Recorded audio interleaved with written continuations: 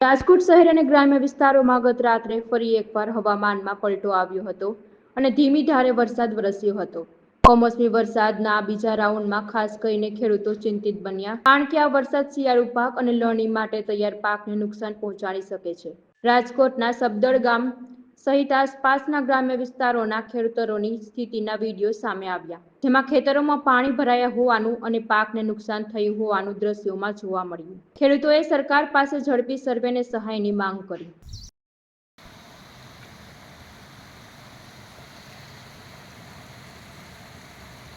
પડધરી તાલુકાના સરબદળમાં આજ રાતનો 3 ઇંચ